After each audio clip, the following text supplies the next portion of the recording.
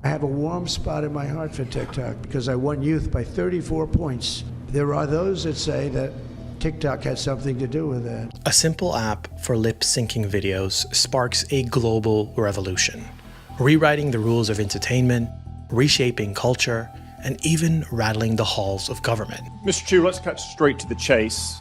Is TikTok under the influence of the Chinese Communist Party? But behind the viral dances and endless scrolls lies a story of power, politics, and an unprecedented fight for influence. The parent company of the very popular short video app, TikTok, investigated over national security concerns. What's going on here? However, this isn't just about an app. It's about a much larger game. One that stretches back decades, from the shadowy worlds of the Cold War espionage to today's digital battlegrounds. The app began in 2012 with the launch of Douyin. At first, it seemed like another short-form video platform, but 5 years later, it was rebranded as TikTok. What followed was extraordinary, a meteoric rise that turned this playful app into a cultural phenomenon. Now, TikTok stands at the center of a global storm. Public reports indicate that your lobbyist visited the White House more than 40 times in 2022. Accused of being a tool for data collection and a vehicle for espionage. But to understand why, we need to look back, because the battle over TikTok isn't just about the present. This is just the latest chapter in a long and complex story of surveillance and global rivalry between the United States and China. This is the untold story of TikTok. Its apps have threatened the dominance of Facebook and Instagram. It has even been touted as a rival to news sites such as BuzzFeed.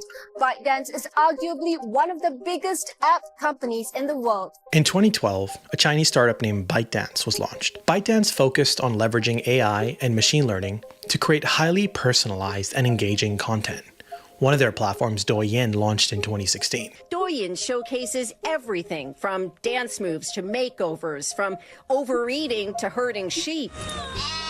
Douyin became a massive success in China. Its focus on short-form content and a proprietary recommendation algorithm kept users hooked and creators discovered. By 2017, ByteDance launched TikTok for the global market, rebranding Douyin for international users. To supercharge TikTok's adoption, ByteDance acquired Musical.ly, a short-form video app popular in North America. The rest is history.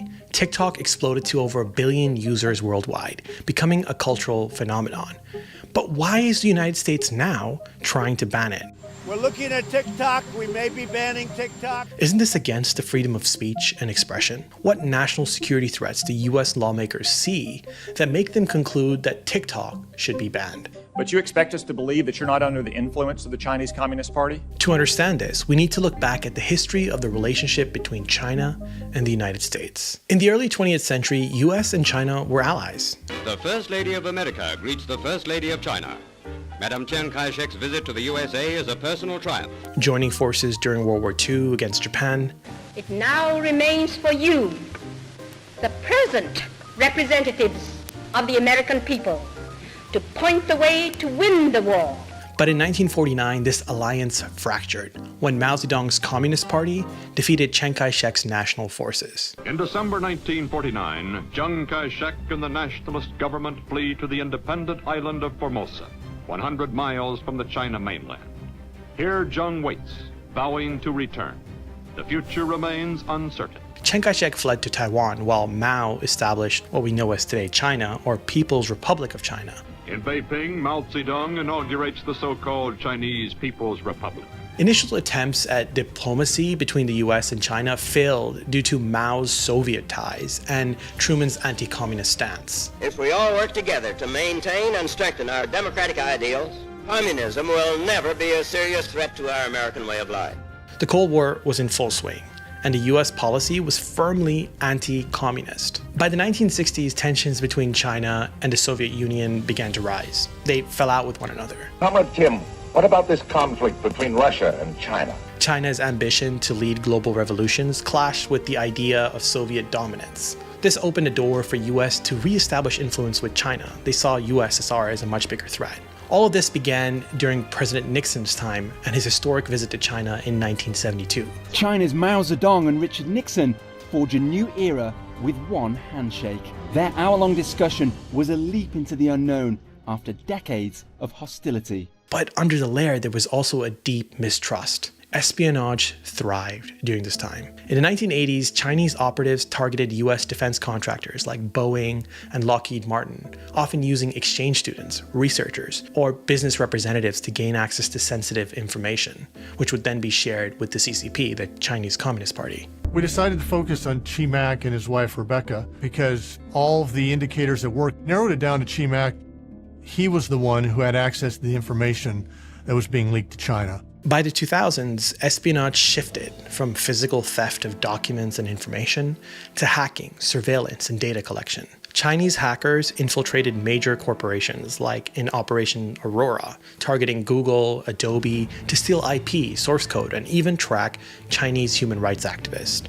Today we are announcing an indictment against 5 officers of the Chinese People's Liberation Army for serious cybersecurity breaches against 6 American victim companies. Sometimes espionage became deeply personal. Take Kevin Mallory, for example, a former CIA officer facing financial troubles. Chinese agents, posing as recruiters on LinkedIn, offered him a lucrative consulting opportunity.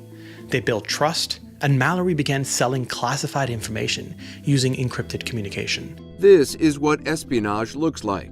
The man standing on the right in the yellow shirt is Kevin Mallory, who once held a top-secret security clearance while working for the CIA and the Defense Intelligence Agency.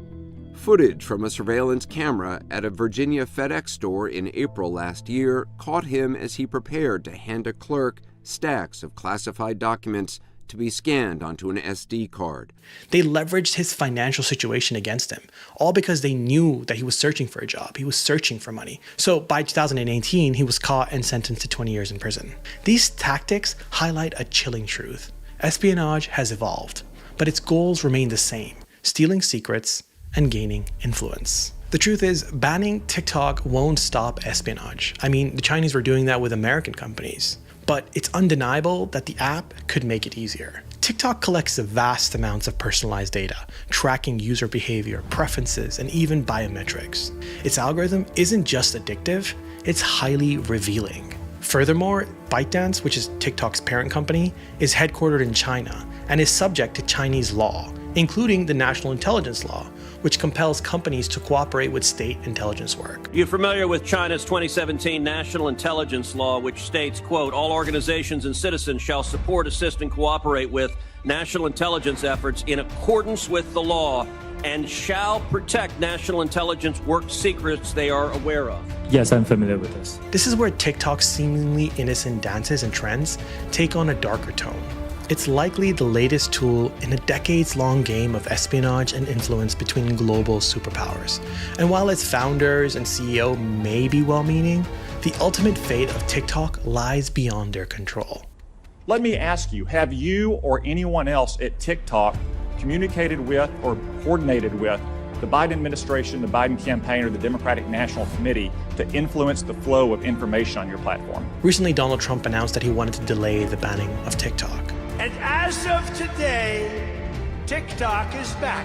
You have to wonder why that's the case, especially because it was him who initially wanted to ban TikTok in the first place. In a world where technology and geopolitics are intertwined, TikTok is both a cultural phenomenon and a symbol of something much bigger. Is TikTok just a platform for entertainment and creators, as their founders and CEOs say? Or is there something more to the story? Tell me in the comments, and while you're down there, don't forget to like and subscribe. You said today, as you often say, that you live in Singapore. Of what nation are you a citizen?